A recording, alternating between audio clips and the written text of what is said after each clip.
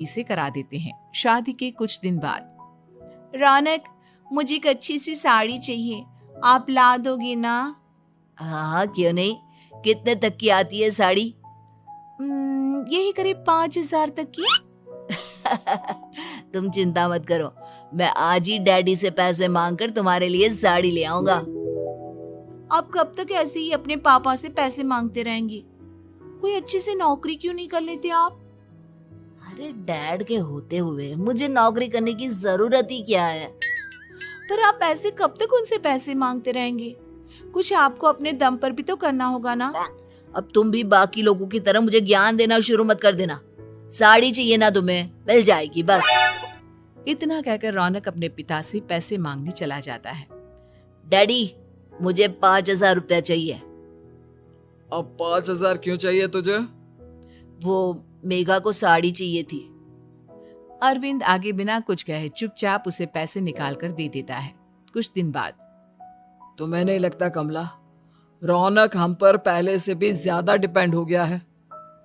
मुझे तो अब उसके भविष्य की चिंता होने लगी है। कल को हमें कुछ हो गया तो वो क्या करेगा? काश तुमने पहले ये सोच लिया होता तो आज हमारा बेटा इतना लापरवाह नहीं होता। तब मुझे कहाँ पता था कि मेरा लाड प्यार उसे इतना बिगाड़ देगा कि वो इस हद तक लापरवाह बन जाएगा। कोई बात नहीं, अभी भी देर नहीं हुई। मुझे पता है उसे कैसे सुधारा जा सकता है। कैसे? अरविंद कुछ कहता उससे पहले रौनक वहां आ जाता है और पैसों के लिए हाथ फैलाने लगता है।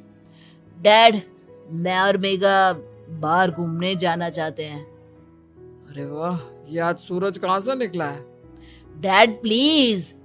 अच्छा चलो, अब मुद्दे की बात करो। मुझे अब 25,000 चाहिए। अब तुम्हें 1 रुपया भी नहीं मिलने वाला। अगर तुम्हें पैसों की इतनी ही जरूरत है तो कोई ढंग की नौकरी कर लो। मम्मी, आप कुछ कहिए ना डैड को। बेटा, वो गलत क्या बोल रहे हैं? ये सब हम तेरे भले के लिए ही तो कर रहे हैं। मम्मा, मैंने बताया ना आपको, मुझे नहीं करनी कोई जॉब वॉब। तो ठीक है, निकल जाओ हमारे घर से। तुम्हारे जैसे लोगों के लिए मैंने ये घर खड़ा नहीं किया है। जितना ये घर आपका है ना, उतना ही मेरा भी है। मैं कहीं नहीं जाने वाला। जाना तो पड़ेगा ही तुझे, क्योंकि अब मैं तेरा कोई भी खर्चा नहीं उठाने वाला। ठीक है, मत उठाइए मेरा खर्चा, मैं अपने दम पर भी जी सकता हूँ। तो बेशर्मों की तरह अब तक यहाँ क्यों खड़ा है? अपना सामान ले और निकल जाए यहाँ से। रौनक पैर पटकते हुए वहां से चला जाता है। घर से निकालना जरूरी है क्या उसे? बिना पैसों के कौन रखेगा उसे किराए पर?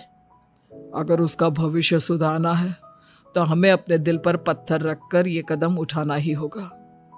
दोनों बात कर रहे होते हैं कि रौनक अपनी पत्नी के साथ एक बड़ा सा बैग लेकर घर से निकल जाता है, लेकिन घर से बाहर उसे कोई भी मुफ्त में अपने घर किराए पर नहीं रखता। अंत में थक हार कर वो फिर से अपने घर चला जाता है। क्या हुआ? थोड़ी देर पहले तो दहाड़ते हुए घर से निकला था, अब क्या हुआ? नहीं रखा ना किसी ने तुझे किराए पर? डैड प्लीज, मैं कुछ दिनों में कोई अच्छी सी नौकरी शुरू कर दूंगा। आप तब तक तो हमें रख लीजिए प्लीज। सुबह से रात हो चुकी है लेकिन कोई हमें रखने को राजी नहीं है। अब आप ही बताइए, इतनी रात को मैं मेघा को लेकर कहाँ जाऊंगा? ठीक है ठीक है, बहू की वजह से मैं तुझे घर पर रख रहा हूँ, लेकिन तू इस घर में एक बेटे की नहीं बल्कि एक किराएदार की हैसियत से रहेगा। 3 महीने है तेरे पास। इन 3 महीनों के अंदर अंदर मुझे तेरी पहली तनख्वाह हाथ में चाहिए, समझ गया? पक्का डैड, इन 3 महीनों के अंदर अंदर तो कोई बढ़िया सी नौकरी ढूंढ ही लूंगा मैं। ऐसे ही धीरे धीरे समय बीतने लगता है और अरविंद के दिए 3 महीनों में से 2 महीने बीत चुके होते हैं। पापा जी ने हमें 3 महीने दिए थे, जिसमें से 2 महीने तो बीत चुके हैं। अब ये आखिरी महीना बचा है।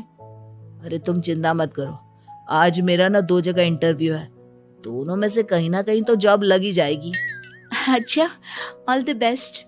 रौनक इंटरव्यू के लिए निकल जाता है, जिसके बाद शाम में रौनक घर आता है। कैसा गया इंटरव्यू? आपकी नौकरी लगी या नहीं? अरे पहले सांस तो ले लेने दो अच्छे से। बताइए ना, मुझसे तो जरा भी इंतजार नहीं हो रहा है। वो दरअसल बात यह है कि मेरी नौकरी तो लग चुकी है लेकिन पैसे बहुत कम है। कितने पैसे हैं? 15,000। इतने में अरविंद और कमला मिठाई का डिब्बा लेकर आ जाते हैं। बधाई हो बेटा। हम जानते थे तेरी जॉब जरूर लगेगी। लेकिन मेरी सैलरी बहुत कम है मम्मा। कम है तो क्या हुआ, धीरे धीरे बढ़ जाएगी। हाँ बेटा, हम तो बस चाहते थे कि तू अपने पैरों पर खड़ा हो जाए। मतलब अब आप मुझे घर से नहीं निकालेंगे? नहीं, ये सब हमने तुझे जिम्मेदार इंसान बनाने के लिए किया था। Thank you mummy papa. अगर आप दोनों ऐसा नहीं करते तो मुझे कभी अपनी जिम्मेदारियों का एहसास तक नहीं होता। आज आपने मुझे सिखा दिया कि इंसान का अपने पैरों पर खड़ा होना भी जरूरी होता है। इतना कहकर रौनक झट से अपने माता पिता के गले लग जाता है और अपनी कमाई की पहली तनख्वाह वो अपने माता पिता के हाथ में सौंपता है। इस तरह रौनक एक गैर जिम्मेदार व्यक्ति से एक जिम्मेदार व्यक्ति बन जाता है।